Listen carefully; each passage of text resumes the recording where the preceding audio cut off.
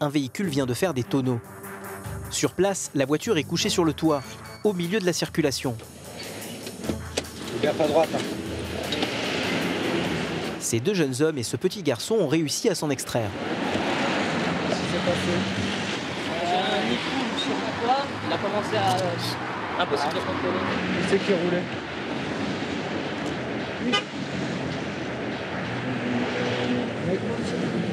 Le jeune homme désigne son ami comme le conducteur. Mais bizarrement, celui-ci a une toute autre version. Alors qui c'est qui roulait? Non, il dit que c'est vous et vous dites que c'est lui qui roulait. C'est lui. Attendez. Vous restez l'homme sûr, restez là. Qui roulait exactement? J'ai dit une dernière fois. Qui roulait? Lui dit que c'est l'autre qui roulait, l'autre dit que c'est lui qui roulait. Ouais. Si le jeune homme veut faire croire aux policiers qu'il n'était pas au volant, c'est qu'il cache peut-être quelque chose. Karl, le collègue d'Edouard, décide de jouer franc jeu avec lui. C'est vous qui êtes en train de rouler avec la voiture? Comment ça? Pose une question. Regardez-moi, j'ai le soleil dans les yeux. Et c'est qui roulait avec le véhicule? Qui est au volant? Bonhomme, tu viens ici. Voilà, reste là en sécurité. C'est vous qui roulez? Sûr? C'est pas votre ami? Est-ce que vous avez consommé de l'alcool?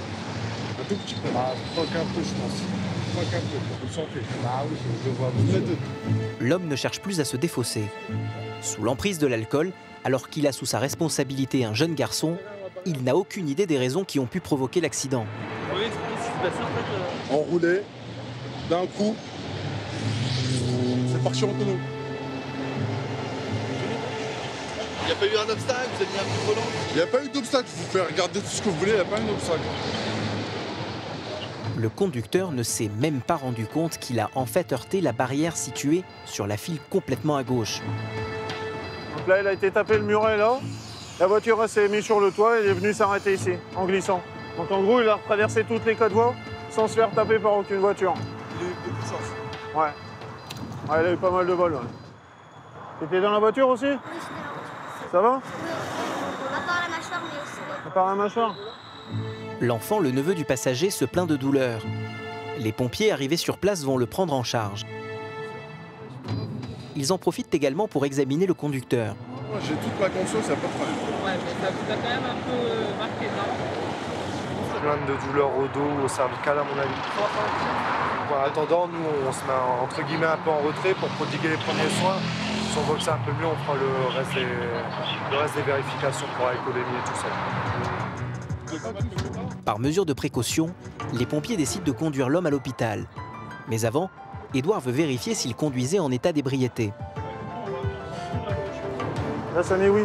Ça marque juste qu'il est au-dessus de la limite légale. Donc il est au-dessus des 0,25. Le conducteur est positif au test d'alcoolémie. Alors les policiers ne s'arrêtent pas là. Ils veulent savoir si l'homme a également consommé des stupéfiants. Ouvrez la bouche. Pour le contrôle, Karl dispose d'un test salivaire nouvelle génération, plus fiable et plus rapide que les anciens. Au bout de quelques minutes, verdict. Il est positif au cannabis. Vous avez ici le deuxième trait qui montre ici qu'il est positif au cannabis. Ça implique quoi pour lui? Ça implique que forcément l'assurance ne va pas se mettre en route parce qu'il sera responsable de tout. Il va devoir rembourser tous les frais annexes, les frais hôpitaux pour le petit, les frais causés à l'autoroute, donc le musoir et tout ça, beaucoup de choses. Ces dernières années, Edouard assiste à une augmentation de ses conduites dangereuses. Ah, alcool plus stup, ouais, ça commence à faire, quoi. Surtout qu'ils ont la responsabilité d'un minot, quoi. C'est pénible, ça devient un fléau. Mais bon. On essaye de combattre tout ça. Le conducteur sera présenté à un juge. Pour conduite sous l'emprise de l'alcool et de stupéfiants, il risque jusqu'à 3 ans de prison et 9 000 € d'amende.